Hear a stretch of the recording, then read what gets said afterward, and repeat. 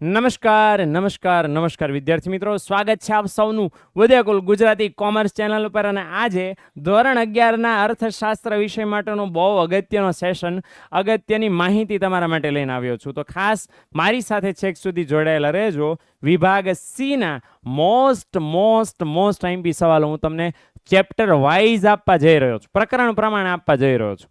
આના એવા સવાલો છે જેમાંથી વિભાગ C માં 10 માર્ક્સ તમને પાકા મળી જવાના છે. બાય ધ વે, આપણે ત્યાં એવું છે કે 5 સવાલો લખવાના થશે. તમને 7 જેટલા સવાલો આપ્યા હશે, એમાંથી કોઈ પણ 5 સવાલો તમારે મેન્શન કરવાના રહેશે, એટલે 10 માર્ક્સ તમને પાકા મળી જશે. તો વિભાગ C મોસ્ટ આઈએમપી સવાલોની લિસ્ટ આપણે શરૂ કરીએ. પહેલાં ખાસ કહી દઉં કે 11મા ધોરણના અર્થશાસ્ત્ર હોય, મતલબ ઇકોનોમિક્સ છે, BA છે, SP છે, SPCC આવવાનું છે, એકાઉન્ટનું છે, સ્ટેટનું છે, ઇંગ્લિશનું છે, બધાનું, અને ગુજરાતી પણ મળે. આ બધાનું જ સરસ મજાનું મોસ્ટ આઈએમપી સરસ મજાનું સેશન આપણી ચેનલ ઉપર આવવાના છે. તો ખાસ ચેનલને સબસ્ક્રાઈબ ન કરી હોય તો કરી નાખજો અત્યારે ને અત્યારે, આની આ સેકન્ડ ડે. અને બધું વિડીયો સેક્શન ને લાઈવ સેક્શન ને શોર્ટ્સ ને બધું જ પરીક્ષામય વાતાવરણ થઈ ગયું છે ભાઈ. એટલે જો ચેનલ સાથે નથી જોડાણા તો ખાસ જોડાઈ રહેજો. એટલે અમે જે વિડીયો તમારા માટે લાવી રહ્યા છીએ, લાવવાના છીએ, એ તમારા સુધી સમયસર પહોંચે. ઓકે, ચલો શરૂ કરીએ. આપણે સૌથી પહેલા ચેપ્ટર નંબર 1માંથી પહેલો સવાલ, અર્થતંત્રની દશા અને દિશાના વલણો જાણવા માટે આંકડાકીય માહિતી ઉપયોગી છે. તો હવે આ ક્યાંથી મળશે આપણને? અર્થશાસ્ત્રમાં આંકડાકીય માહિતીનું મહત્વ, એમાં બીજો મુદ્દો. તો આ બીજો મુદ્દો છે એ એની અંદર આપણે સમજાવવાનો થશે પહેલા ચેપ્ટરમાં. ઓકે, હું એડ્રેસ બોલતો જાઉં છું કે કયો સવાલ ક્યાં છે. જો પોસિબલ હોય, શક્ય હોય તો પાઠ્યપુસ્તક લઈને બેસો, હું જ્યાં એડ્રેસ બોલું ત્યાં કૂદીને ટીક કરી નાખો, એટલે તમારા માટે માથે કોઈ ઓછી. પછી હું ચોપડી લઈને ન બેસો તો પછી સ્ક્રીનશોટ પાડવા પડે, સેવ રાખવા પડે, એ પ્રમાણે પાના ઉથેલવા પડે. એના કરતાં બેટર પહેલા ચેપ્ટરમાં કયો ટોપિક? અર્થશાસ્ત્રના અભ્યાસમાં આંકડાકીય માહિતીનું મહત્વ, એમાં બીજો મુદ્દો છે આ. ઓકે, હાલો ત્યાર પછી ચાલો આગે દેખો હોતા હે ક્યા. ચોરી આર્થિક પ્રવૃત્તિ નથી. આનો હું તમને એક્સપ્લેન કરી દઉં. ચોરી આર્થિક પ્રવૃત્તિ નથી, બિલકુલ આર્થિક પ્રવૃત્તિ નથી. શા માટે નથી? કારણ કે ચોરીમાં વસ્તુ કે સેવાના બદલામાં વસ્તુ સેવાનો વિનિમય કે નાણાંનો વિનિમય નથી થતો. ચોરી માત્ર એક તરફી કામની પ્રવૃત્તિ છે. અને કોઈ પણ વસ્તુને આર્થિક પ્રવૃત્તિ ગણવા માટે એમાં 3 બાબતો થવી આવશ્યક છે: આવક, ખર્ચ અને વિનિમય. તો ચોરી કરવાથી ચોરને આવક મળે, ઘરવાળાને ખર્ચ નુકસાન જાય, પણ આમાં વિનિમય નથી થતો ને, એટલા માટે ચોરીની આર્થિક પ્રવૃત્તિ કહેવાય નહીં. હાલો ત્યાર પછી, આંકડાકીય માહિતી આકૃતિક આલેખમાં રજૂ કરતી વખતે કઈ બાબતો ધ્યાનમાં રાખવી પડે? તો 3 બાબતો ધ્યાનમાં રાખવી પડે. ઓકે, આકૃતિક આલેખને તમે રજૂ કરતા હો તો ભાઈ વિશ્વસનીય પ્રાપ્તિ સ્થાનને બંને ધરી પર નિવેલ, એક્સ ધરી ને વાય ધરી, બરાબર ને? તો એ પ્રમાણમાં ને સ્કેલમાં જે તમે ગણો. એટલે 3 મુદ્દા છે જે અહીં આપણે શોર્ટમાં સમજાવવાના. 3માંથી 2 બાબતો લખશો તો પણ ચાલશે. 3 નાના મુદ્દા આપ્યા છે. આર્થિક પ્રવૃત્તિ એટલે શું, એનું ઉદાહરણ આપવાનું, મતલબ આર્થિક પ્રવૃત્તિની વ્યાખ્યા લખવાની. અને લખો: હોટલમાં જઈને જમવું, ફરવા જવું, બાળક શાળામાં શિક્ષણ મેળવે, ડૉક્ટર દર્દીની સારવાર કરે, અભિનેતા ફિલ્મોમાં ફી લઈને અભિનય કરે, બધું જ. વકીલ કેસ લડે. તો આ બધા આર્થિક પ્રવૃત્તિના ઉદાહરણ ઢગલાબંધ છે, થઈ શકો. એવી કોઈ પણ એક્ટિવિટી જેના બદલામાં તમને નાણાં મળે કે નાણાં તમારે આપવા પડે, ધેટ ઇઝ આર્થિક પ્રવૃત્તિ. ઓકે, વળતર, આવક, ખર્ચ અને વિનિમય 3 થતો હોવો જોઈએ. તો આટલા સવાલો છે ચેપ્ટર નંબર 1ની અંદર 2 માર્ક્સ વાળા. અડધા તેમના આ યાદ રહી જાય એવા છે, તો જરાક સ્ક્રીનશોટ પાડી લેજો અથવા તો નોંધ કરી લેજો. ઓકે, હાલો ત્યાર પછી છે ચેપ્ટર નંબર 2, બરાબર, મૂળભૂત ખ્યાલો અને સંકલ્પનાઓ. તો એની અંદર આ સરસ મજાનો પહેલો સવાલ, શ્રમ અને શ્રમિક કેવા છે? અભિન્ન, છૂટા પાડી શકાય નહીં. છૂટા કેમ ન પાડી શકાય? કારણ કે કામ કરનાર વ્યક્તિ, શ્રમિક, એ કામ કરે ત્યાં સુધી જ શ્રમ થાય છે, એ સિવાય શ્રમ થતો નથી. એટલે કેમ? કારણ કે શ્રમ નાશવંત છે, શ્રમને સંગ્રહ નથી કરી શકાતો. એટલે શ્રમિક જ્યાં સુધી શ્રમ ન કરે ત્યાં સુધી શ્રમ થવાનો નથી, ચાહે માનસિક શ્રમ હોય કે શારીરિક શ્રમ હોય. ઓકે, તો એ સમજૂતી આપણે આની અંદર મેન્શન કરીને લખવાની થાય. હાલો ત્યાર પછી, મૂડી માનવ સર્જિત ઉત્પાદનનું સાધન છે. તો હવે આની અંદર શું લખવાનું? મૂડીના લક્ષણ આપ્યા ને, એની ઉપરનો નાનો એવો પેરેગ્રાફ મૂડીનો આપ્યો છે કે મૂડી ઉત્પાદનનું ઉત્પાદન સાધન ગણવામાં આવે છે, જેનું ઉત્પાદન થયું છે અને અન્ય વસ્તુનું ઉત્પાદનમાં મદદરૂપ થાય છે, અને કુદરતી કે માનવ સર્જિત પરિબળોને મૂડી કહેવાય. એ બધી સમજૂતી આમાં લખવાની છે. કઈ? ફરીવાર, મૂડીના લક્ષણોની ઉપરનું કન્ટેન્ટ તમારે આની અંદર લખવાનું થાય. હાલો ત્યાર પછી અર્થતંત્રમાં આવતા આર્થિક પરિવર્તનો કેટલા પ્રકારના છે અને કયા કયા છે? તો આર્થિક પરિવર્તનો 4 છે. કયા કયા? મોસમી આર્થિક, જો તેજી ઓટ મંદી સુધારણા લખ્યો તો માર્ક ગયા. શું આપણને કીધું? પરિવર્તન.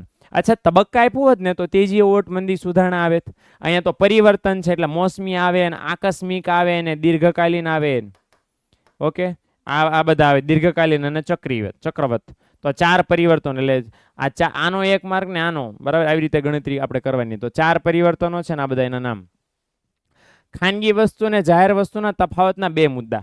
2 મુદ્દા મતલબ એવું નહીં કે એક મુદ્દો આ બાજુ એક મુદ્દો આ બાજુ, બે બાજુ બે મુદ્દા, બે બાજુ બે મુદ્દા આવે. તો બેમાં તમે વ્યાખ્યા લખી નાખો ને બેના ઉદાહરણ, કે જે વસ્તુનો વપરાશ અને માલિકી વ્યક્તિગત હોય ધેટ ઇઝ ખાનગી વસ્તુ, વપરાશ અને માલિકી સામૂહિક હોય જાહેર હોય તેને જાહેર વસ્તુ. ખાનગી વસ્તુ મોબાઈલ, કાર, કપડાં એ ખાનગી વસ્તુ કહેવાય. બગીચા, હોસ્પિટલ જાહેર વસ્તુ કહેવાય. તો સિમ્પલ. ઓકે, હાલો ત્યાર પછી સંપત્તિના લક્ષણો જણાવો, એટલે બસ તમારી યાદી બનાવવાની છે. ઉપયોગિતાના ગુણ હોવો જોઈએ અને અછત હોવી જોઈએ, વિનિમય પાત્રતા, બાહ્ય સ્વરૂપ કે આકાર ને ટકાઉપણું ને, તો એ બસ ખાલી યાદી બનાવવાની છે, બીજું કાંઈ નહીં. સમજૂતી નથી. તો બીજા ચેપ્ટરની અંદર આટલા સવાલો છે જે આપણે ખાસ મેન્શન કર્યા છે. સ્ક્રીનશોટ પાડી લો એટલે ખ્યાલ આવી જાય. સાથે સાથે સમજાવતો જાઉં છું, યાદ રાખજો. ખાલી બરાબર વિડીયોને મ્યુટ કરીને બસ જોયા કરશો તો એમ નહીં ભેગું થાય. સમજવું પડે ને, કારણ કે આ કયા સવાલમાં શું કોન્ટેક્સ્ટ છે, કેટલું લાંબુ લખવાનું છે. 2 માર્ક્સમાં અહીંયા આપણે કરીએ છીએ, કેટલું લાંબુ લખશું 2 માર્ક્સ મળશે, એ પણ સાંભળવું ખાસ આવશ્યક છે. હાલો ચાલો ત્યાર પછી ચેપ્ટર નંબર 3 બહુ અગત્યનું ચેપ્ટર છે.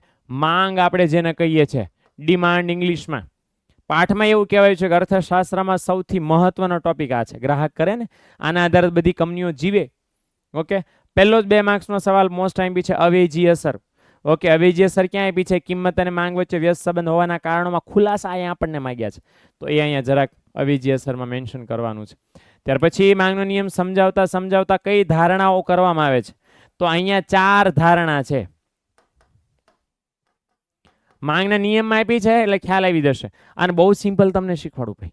માંગને અસર કરતા કિંમત સિવાયના જેટલા અન્ય પરિબળો છે ને, એ બધા અન્ય પરિબળોમાં સ્થિર છે એવું ધારી લેવાનું. દાખલા તરીકે અન્ય પરિબળ છે ગ્રાહકની અભિરુચિની પસંદગી, સ્થિર રહે છે. ગ્રાહકની આવક સ્થિર રહે છે. વસ્તી સ્થિર રહે છે. ભવિષ્યના ભાવની અટકળ થતી નથી. લ્યો, આ ધારણા થઈ ગઈ. એટલે વસ્તુની માંગને અસર કરનારા કિંમત સિવાયના અન્ય પરિબળોના ટાઇટલ આવડતા હોય એને આવડે. એ ટાઇટલની પાછળ સ્થિર રહે છે એવું ઝીકી નાખો એટલે કામ ખતમ ભાઈ. હાલો ત્યાર પછી માંગનો વિધેય એટલે શું? તો જો, માંગના વિધેય એટલે શું? આમાં કઈ બોલો માંગના વિધેયનું સમીકરણ નથી લખવાનું, પણ માંગના વિધેયની ઉપર તો પહેલા આમાં 2 વસ્તુ લખવાની થાય. વિધેય એટલે શું અને પછી માંગનો વિધેય. બંનેની વ્યાખ્યા એની અંદર જોડી દો એટલે કામ થઈ જશે 2 માર્ક્સ માટે. બોલે હાલો, સંપૂર્ણ મૂલ્ય સાપેક્ષ માંગ એટલે શું? તો સંપૂર્ણ મૂલ્ય સાપેક્ષ માંગ 2 માર્ક. તો 5 પ્રકારો છે માંગની મૂલ્ય સાપેક્ષતામાં. કોઈ પણ પ્રકાર પૂછાય તો જો, વ્યાખ્યા આવશ્યક છે, પછી મૂલ્ય, અને નાની એવી છોટી છે મસ્ત આકૃતિ. નાની આકૃતિ, સ્મોલ આકૃતિ, કેમ ચોપડીમાં નાની આકૃતિ દોરીશ, બસ એવી 3 વસ્તુ મેન્શન ખાસ થવી જોઈએ. Okay, done. હાલો ત્યાર પછી કિંમત અને માંગ વચ્ચે વ્યસ્ત સંબંધ શાથી હોય છે? તો 2 રીઝન છે, અવેજી અસર અને આવક અસર. આ 2 અસર અતિશય ટૂંકમાં ઉદાહરણ વગર સમજૂતી તમારે આપવાની. એવું અહીંયા નહીં લખવા માંડવાનું કિંમત વધતા માંગ ઘટે ને કિંમત ઘટતા માંગ વધે માટે વ્યસ્ત સંબંધ હોય છે. એ તો તમે સવાલ સમજાવો, જવાબ આમાં આ 2 અસરની સમજૂતી તમારે આપવાની થશે. ઓકે, અથવા તો એ ચાલે કે ભાઈ માંગને અસર કરતા પરિબળોમાં પહેલું પરિબળ છે કિંમત, એની સમજૂતી લખો તો પણ શોર્ટમાં તમારું કામ પતી જાય કે ભાઈ વસ્તુની કિંમત ઘટે તો ગ્રાહકની ખરીદ શક્તિમાં વધારો થાય છે માટે માંગ વધારે છે, અને વસ્તુની કિંમત વધે તો ગ્રાહકની ખરીદ શક્તિ ઘટી જાય છે એટલે માંગ ઘટાડી દે છે, અને એટલા માટે કિંમત અને માંગ વચ્ચે વ્યસ્ત સંબંધ છે. એ ખરીદ શક્તિવાળો એક્સપ્લેનેશન પણ ચાલે, એ પહેલું પરિબળ છે. બરાબર, વસ્તુની માંગને અસર કરનારું પહેલું કિંમત, એ તો એની સમજૂતી પણ આમાં લખી શકશો.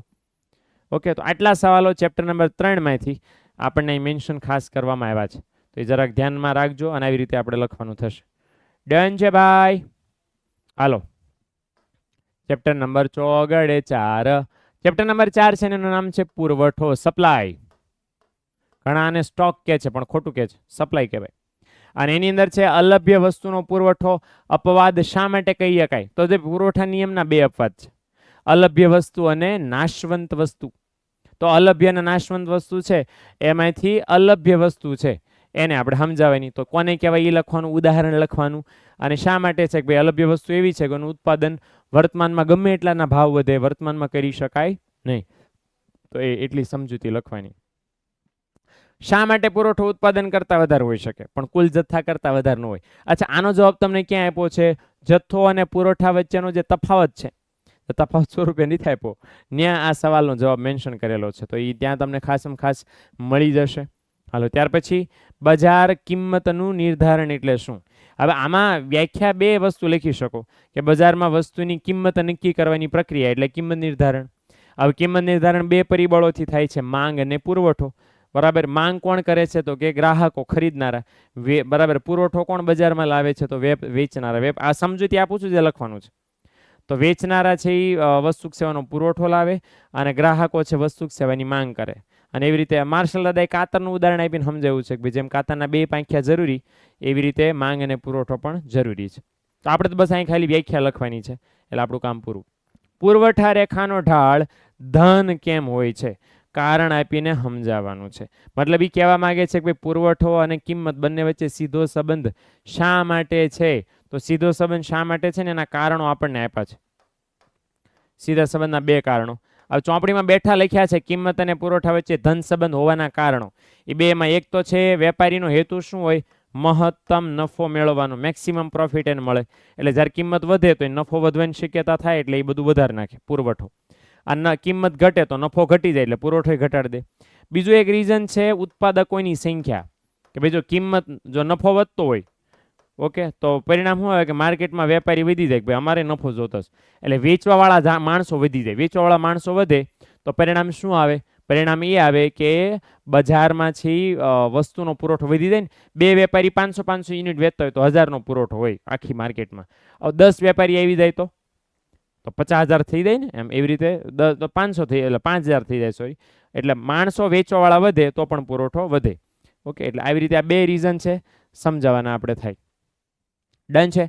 Chapter number 4. હાલો, અને last but not least chapter number 5 આવક અને ખર્ચના ખ્યાલો. એની અંદર છે લાંબા ગાળે પ્રોફેસર બેનહામ નામના વ્યક્તિ છે. કોણ? પ્રોફેસર બેનહામ. આ બેનહામ નામના વ્યક્તિ છે એમણે બહુ મસ્ત વાત આપણને કરી છે કે લાંબા ગાળે ખર્ચા અસ્થિર બની જાય. શોર્ટમાં સમજાવું તો એવું કે ટૂંકા ગાળામાં અમુક ખર્ચા સ્થિર હોય ને અસ્થિર હોય અને લાંબા ગાળે બધા અસ્થિર. શા માટે લાંબા ગાળે બધા અસ્થિર? કારણ કે લાંબા ગાળે ઉત્પાદનના બધા જ સાધનોમાં ફેરફાર પોસિબલ છે, માટે એની સાથે જોડાયેલા ખર્ચાએ ફરી જાય, માટે લાંબા ગાળે બધા ખર્ચા અસ્થિર હોય. હાલો, ત્યાર પછી ઉત્પાદન અંગેનો નિર્ણય લેવામાં સરેરાશ ખર્ચ અને સીમાંત ખર્ચનું મહત્વ શું છે? ભાઈ એટલું લખી શકો એક લીટીમાં કે લાંબા ગાળે નિર્ણય લેવો છે, લાંબા ગાળે કાંઈ પણ નિર્ણય લેવો છે સરેરાશ ખર્ચ ઉપયોગી છે, અને ટૂંકા ગાળામાં તમારે કાંઈ પણ નિર્ણય લેવો છે તો સીમાંત ખર્ચ આવે છે. એટલે લાંબા ગાળામાં ઉત્પાદન વધારવું, ઘટાડવું કે બંધ કરવું કે ચાલુ રાખવું એનો નિર્ણય લેવામાં સરેરાશ ખર્ચ ઉપયોગી છે, અને ટૂંકા ગાળામાં ઉત્પાદન વધારવું, ઘટાડવું, ચાલુ રાખવું, બંધ કરવું એનો નિર્ણય લેવામાં સીમાંત ખર્ચ ઉપયોગી છે. ઓકે, આટલું આપણે લખવાનું થાય. કુલ ખર્ચ અને કુલ આવકની બસ વ્યાખ્યા કે સ્થિર અને અસ્થિર ખર્ચના સરવાળાને શું કહેવાય? કુલ ખર્ચ. અને કુલ આવકની વ્યાખ્યા શું છે કે ભાઈ પેઢી જેટલા એકમોનું વેચાણ કરે, બરાબર, અને એ વેચાણ કરવાથી પેઢીને જેટલી આવક મળે ધેટ ઇઝ કુલ આવક. એવું પણ લખી શકો કે ભાઈ વેચાણના એકમોને વસ્તુની એકમ દીઠ કિંમત સાથે ગુણવાથી મળતી આવક એટલે કુલ આવક. આ પણ ચાલે. તો બેની વ્યાખ્યા જ આપણે મેન્શન કરવાની છે બસ. ટૂંકો ગાળો સમજાવવાનો છે. સમયનો એવો સમય ગાળો કે જેની અંદર અમુક સાધનો, કાચો માલ ને શ્રમિકો ને વીજળી એમાં ફેરફાર ધારો તો કરી શકો, સામે પક્ષે જમીન ને પ્લાન્ટ ને મશીનરી એમાં ફેરફાર કરી શકો નહીં, તો એને કહેવાય લાંબો ગાળો. એટલે અમુક સાધનોમાં ફેરફાર કરી શકો, અમુકમાં ફેરફાર પોસિબલ નથી. અને લાસ્ટ સરેરાશ સ્થિર ખર્ચની વ્યાખ્યા. હવે વ્યાખ્યા બહુ સિમ્પલ છે કે સ્થિર ખર્ચને ઉત્પાદનના એકમો વડે ભાગવાથી મળતો ખર્ચ એટલે કેવો ખર્ચ? સરેરાશ સ્થિર ખર્ચ. ઉદાહરણમાં આપણે એમ આપવાનું કે ધારો કે સ્થિર ખર્ચ 50,000 રૂપિયા હોય અને ઉત્પાદનના એકમો આપણે 100 બનાવતા હોય તો સરેરાશ સ્થિર ખર્ચ કેટલો થાય? 500 રૂપિયા. 500 રૂપિયા. હો ભાઈ, ચાલો ડન. તો આવી રીતે છે ખાસ આપણને કામની વસ્તુ આવવાની થશે. અને લાસ્ટ બટ નોટ લીસ્ટ સીમાંત ખર્ચની વ્યાખ્યા કે ઉત્પાદનમાં ફેરફાર કરવાથી ખર્ચમાં જેટલો ફેરફાર થાય તેટી સીમાંત ખર્ચ. એમ પણ વ્યાખ્યા લખી શકો કે ભાઈ ઉત્પાદનમાં 1 એકમનું વધારો કરવાથી ખર્ચમાં જેટલો ફેરફાર થાય તેટી સીમાંત ખર્ચ. અને સીમાંત ખર્ચની રેખા કેવી હોય ભાઈ? સારી હોય, પણ હોકી સ્ટિક આકારની હોય. કેવા આકારની?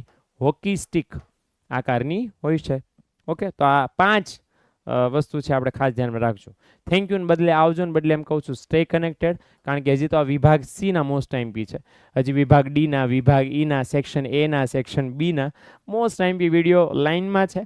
જોતા જાઓ, ધરાતા જાઓ અને કામ કરતા જાઓ. પણ એના માટે મેં કીધું એમ વિદ્યાકુલ ગુજરાતી કોમર્સ ચેનલને સબસ્ક્રાઇબ કરવાનું ભૂલતા નહીં દીકરાઓ. ચાલો મળીએ છીએ નેક્સ્ટ લેક્ચરની અંદર. ત્યાં સુધી આવજો.